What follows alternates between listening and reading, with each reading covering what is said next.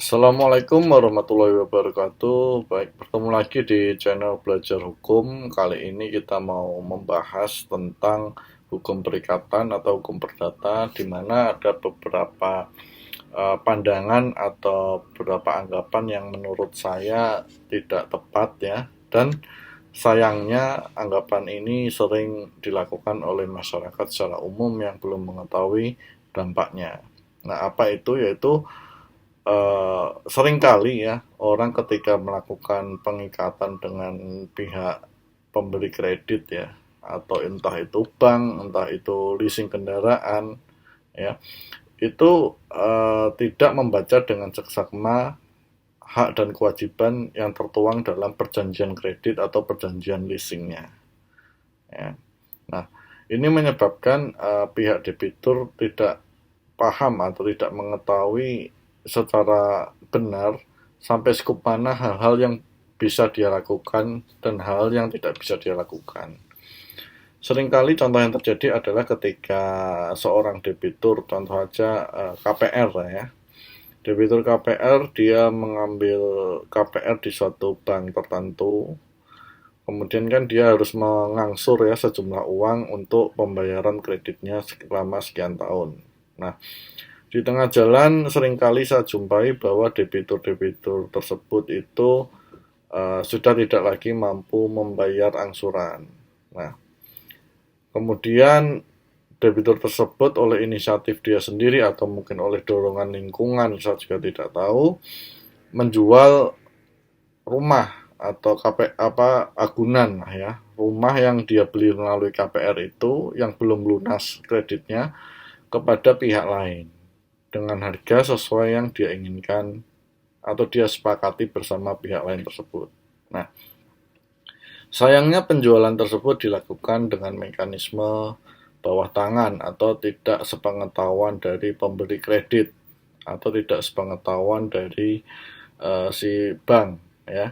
Nah, biasanya kalau pihak kedua yang mengambil alih atau membeli rumah takeover tersebut dengan cara bawah tangan, angsurannya lancar, itu tidak ada masalah. Tidak ada masalah hal ini dalam artian dalam angsuran ya, belum dari dampak yang lain. Nah, tetapi ketika mulai tersendat terkait dengan pembayaran, maka timbullah berbagai macam permasalahan. Nah, di sini saya coba menyampaikan kenapa ketika kita memiliki KPR, kita tidak boleh seenaknya menjual rumah yang kita beli lewat KPR itu kepada pihak lain tanpa sepengetahuan bank ya. Dampaknya yang pertama adalah satu adalah bank pasti tidak mau tahu terkait transaksi tersebut ya.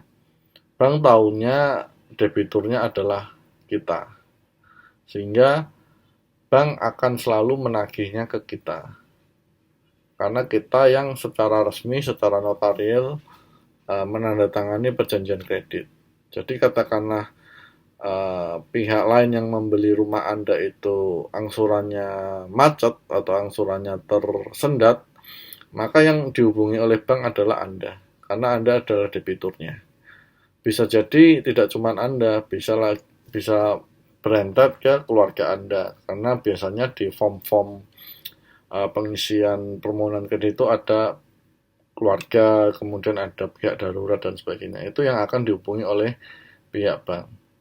Nah, ini akan mengganggu Anda karena apa? Karena Anda sebenarnya secara secara praktek Anda sudah mengalihkan kepada pihak lain. Nah, dampak yang kedua adalah nama baik Anda akan tercemar. Nama baik Anda akan tercemar dalam hal ketika Anda mengajukan kredit lagi. Contoh seperti ini. Meskipun pembayaran lancar oleh pihak yang Anda jual itu bayarnya lancar, namun ketika Anda mengajukan kredit lagi ke bank maupun ke lembaga pembiayaan yang lain, Anda masih tetap tercatat sebagai debitur. Sehingga ketika analis bank akan melakukan analisa, maka penghasilan Anda itu tidak dihitung secara normal, tetapi dikurangi dengan angsuran KPR yang sudah Anda jual. Sehingga akan membuat plafon kredit Anda di pengajuan yang terbaru menjadi lebih sedikit. Nah, itu yang pertama. Yang kedua, dalam hal pihak yang men-take over rumah Anda itu ternyata angsurannya tersendat, maka BI checkingnya itu atas nama Anda. Artinya nama Anda di BI checking itu menjadi jelek. Ya, meskipun Anda sudah melepas hak Anda kepada pihak ketiga tersebut. Ya. Sehingga ketika BI checking Anda itu jelek, dan Anda akan mengajukan kredit lagi atau mungkin mendapatkan bantuan pemerintah seperti PEN ini kan ada bantuan pemerintah, itu biasanya akan menjadi masalah, ya. Nah, itu dampak yang kedua. Nah, dampak yang ketiga adalah terkait dengan masalah hukum biasanya, ya. Nah, masalah hukum pengalihan sepihak itu bisa masuk ke pasal penggelapan. Nah, ini contoh yang terjadi ketika Anda kreditnya bukan rumah, ya, seperti kreditnya adalah kredit kendaraan. Contoh Anda leasing, ya, motor atau mobil, Anda di tengah jalan tidak mampu bayar, Anda tiba-tiba jual saja itu motor meskipun leasingnya belum lunas dan pihak leasing tidak tahu. Nah, Anda bisa disangkakan pasal penggelapan, ya, karena motor atau mobil itu kan yang menjadi jaminan kredit, ya, seperti itu. Jadi saran saya, ya, kalau memang Anda punya kredit, entah itu KPR, entah itu kredit motor atau mobil, dan Anda sudah tidak mampu lagi mengangsur atau membayar, jangan lakukan hal seperti tadi, yaitu mengalihkan kepada pihak lain secara sepihak, ya. Memang itu solusi untuk jangka pendek, tetapi secara jangka panjang Anda sendiri yang akan rugi, Anda sendiri yang akan dikejar-kejar oleh leasing, atau Anda sendiri dikejar-kejar oleh debt collector maupun pihak bank, ya. Nama Anda juga akan jelek. Kalau memang Anda sudah tidak mampu membayar, datangi pihak pemberi kredit, entah itu bank, entah itu leasing, ajukan permohonan keringanan atau penundaan, ajukan restrukturisasi kredit, ya, seperti itu.